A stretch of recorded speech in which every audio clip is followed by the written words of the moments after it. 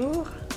Alors, vous avez accepté de parler de l'effet de votre psychanalyse sur votre vie professionnelle. Oui.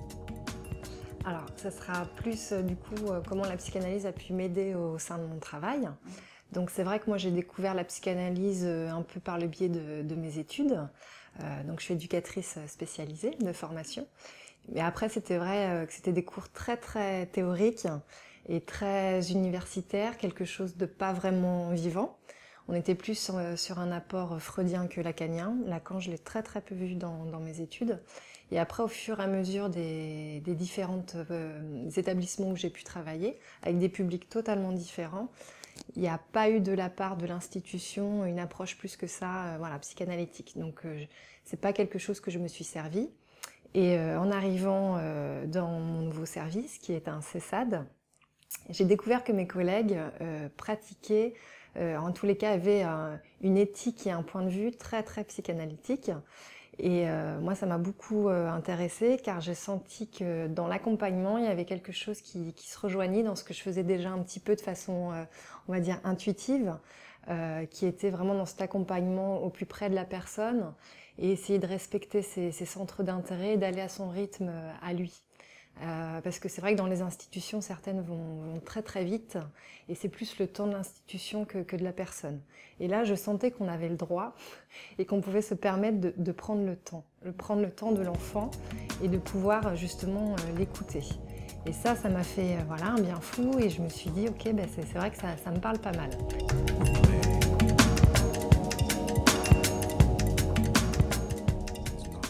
Et après, mes collègues m'ont proposé d'intégrer un cartel. Donc oui, le travail en cartel, du coup, c'est un travail de groupe. Il y a un apport théorique psychanalytique, mais c'est vrai que ça permet, on part souvent d'une situation concrète de notre pratique, et du coup, on vient éclairer un petit peu avec de la théorie. Et c'est vrai que moi, ça me parle beaucoup, parce que si je prends un livre tel quel de Lacan, ça m'intéresse pas, honnêtement. Et j'aime bien qu'on me traduise et qu'on me parle et qu'on me rende vivant par des cas très pratiques la psychanalyse. Et j'aime bien la corréler aussi à ce qui se passe aujourd'hui dans notre société, à des faits d'actualité ou à la position voilà, de la femme, de l'homme qui évolue un peu, qui a un petit rapport aussi un peu sociologique. C'est vrai que là, du coup, ça m'intéresse beaucoup. Ou certains films aussi, ou dessins animés qui sont traduits avec ce regard-là. Je trouve ça passionnant. Mais le bouquin tel quel, c'est vrai que voilà, moi j'ai beaucoup de difficultés et d'en parler ensemble comme ça, avec chacun nos petits regards et on croise avec la pratique.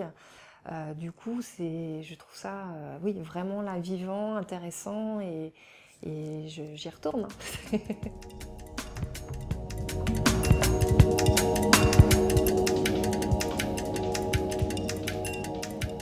Et j'y suis un petit peu allée comme ça, je ne savais pas trop à quoi m'attendre.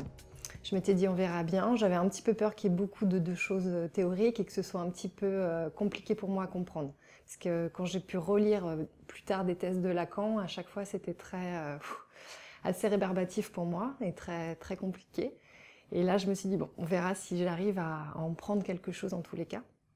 Et j'ai trouvé qu'au sein du cartel, c'était une pratique très vivante et très, très simplifiée finalement, très axée sur notre pratique et que du coup ça me parlait beaucoup.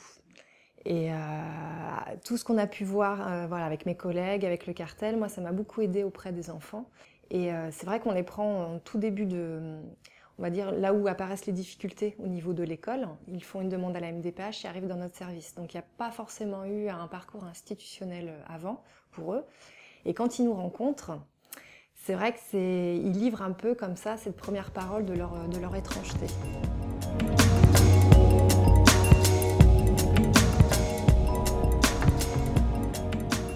C'est vrai que moi j'ai eu affaire à plusieurs fois des enfants qui m'ont livré pour la première fois leur hallucination. Alors ils ne le présentent pas forcément comme ça, tel quel. Ils disent qu'il y a des choses étranges qui se passent.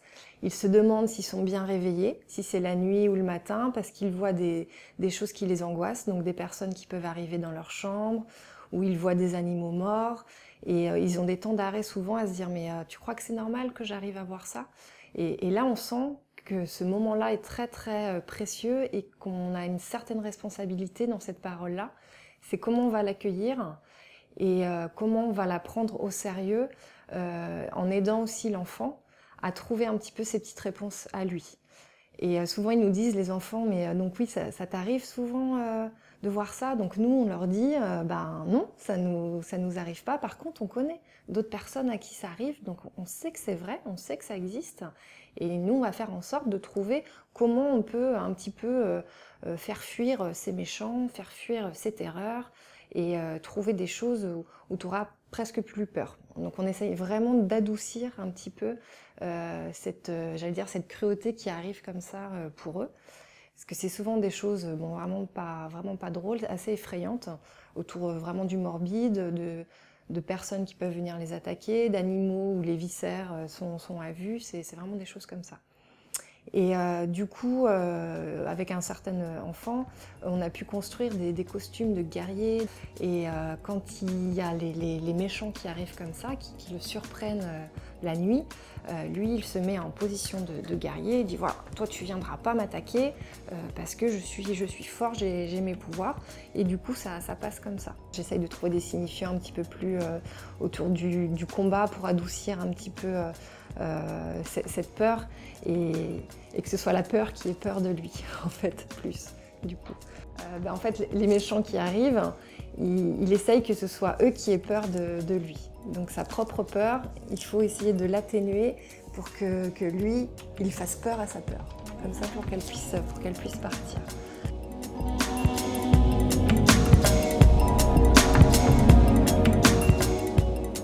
Et donc c'est vrai qu'on essaye de dire avec l'équipe à cet enfant que ces choses-là, c'est assez terrorisant pour lui, mais que c'est des choses qu'il faut qu'il en parle au CESAD et pas forcément pouvoir en parler non plus à l'école parce que les autres pourraient trouver ça peut-être un petit peu étrange parce qu'ils n'ont peut-être pas affaire à ça et que ça pourrait peut-être un petit peu le mettre en difficulté d'en parler comme ça partout. Donc on essaye vraiment de localiser cette parole pendant les séances quand ça vient et d'avoir un discours un petit peu commun avec les collègues pour que l'enfant arrive à trouver un petit peu des signifiants comme ça sur lesquels il peut s'accrocher. Donc c'est vrai que le travail à plusieurs, là aussi j'ai découvert que ça avait des effets super importants auprès des enfants.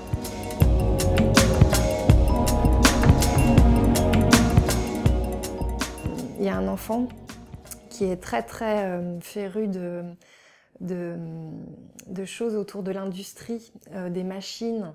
Il a une réelle connaissance extraordinaire autour de ça.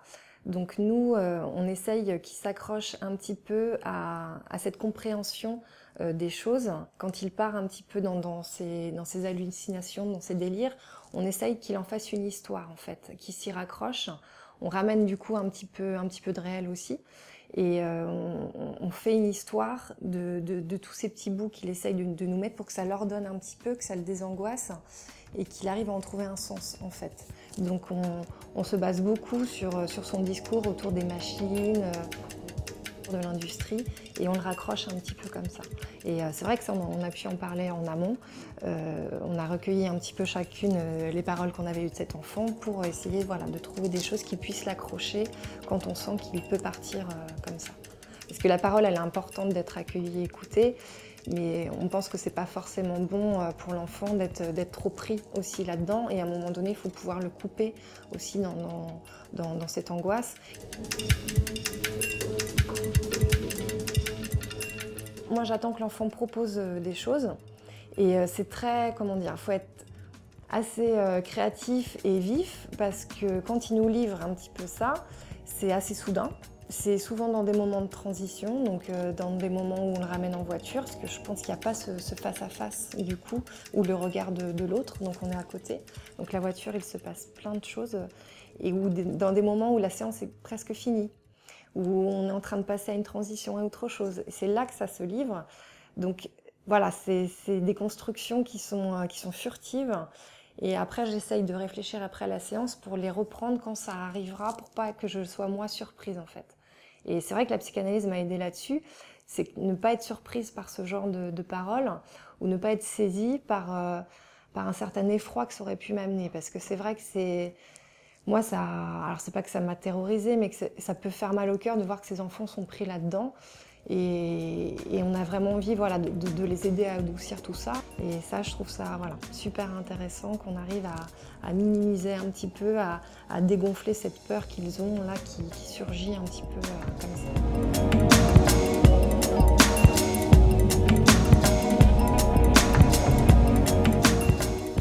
Il faut toujours partir de ce que l'enfant amène pour que ça fasse sens pour lui. Si nous, on vient lui donner un petit peu une espèce de réponse, ça ne fonctionnera pas. Et de toute façon, il ne faut jamais que les choses partent vraiment de nous. Il faut toujours que ça parte de l'enfant. Et voilà, pour faire une petite parenthèse aussi, il ne faut pas qu'on ait, et ça a été compliqué pour moi au début, pas trop de désir de notre part. Il faut vraiment s'appuyer sur l'enfant et on voit que si on y met trop de désir, pareil, ça ne fonctionne pas, ou il peut se sentir un petit peu persécuté. Donc du coup, il faut vraiment avoir une position déjà très humble, se dire que le savoir vient de l'enfant, et une position très respectueuse et très, j'allais dire, être là sans être là vraiment en fait. C'est une position en effet pas trop haute, présente, mais présente dans l'absence ou présente dans une proximité qui est quand même à distance. Voilà, il y a plein d'ambivalences, plein de contradictions. C'est quelque chose d'assez infime en fait à percevoir, mais c'est vrai qu'on ne peut pas se tromper entre guillemets parce que l'enfant nous ramène vite à la réalité de sa problématique quand on s'y prend mal en fait. Et donc on voit qu'il faut tout de suite se réajuster dans la position qu'on adopte envers lui.